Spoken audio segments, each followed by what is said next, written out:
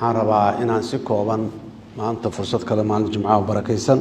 ramadaanka dhexdiisa ah inaan warbixin kooban oo xaaladda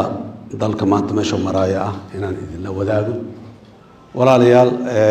waayihii dambe oo dhan dadaalkii iyo juhdigii ummadda Soomaaliyeed meel kastoo ay joogto ay soo gashay oo ay u soo gashay dalkan in laga xoreeyo nimanka khawaarijta ah waa la wada soconay dadaalkaas oo runtii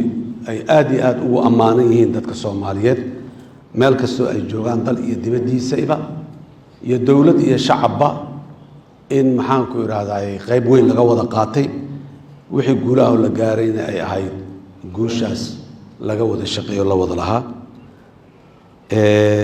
magaalada Muqdisho caasimadda aan joogna yaa misaal tusaale ugu filan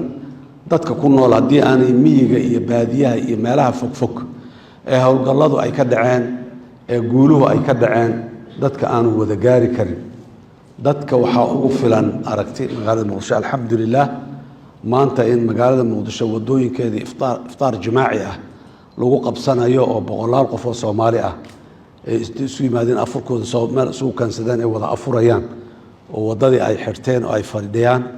wada dhisan qurxoon ammaan ah shalay aan dhisnayn carra iyo burbur iyo jajab ahaydeen maanta dadku ay dhisteen guriyahooda hortooda isugu yimaadeen ay ku afurayaan si jamaaci ah waxay u tahay fariin intii maskaxdooda caafimaad qabtaay ay si fiican u akhri karto walaalayaal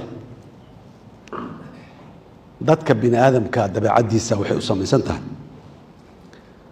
ninba waxbaa farax geliya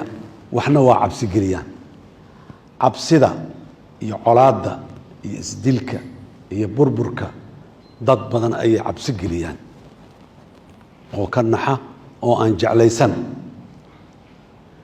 markii colaad iyo dhibaato iyo muddo dheer lagu soo jira sida duruufaheedna oo kalena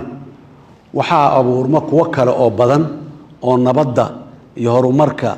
iyo iftiinka loo baxaya ka cabsanaya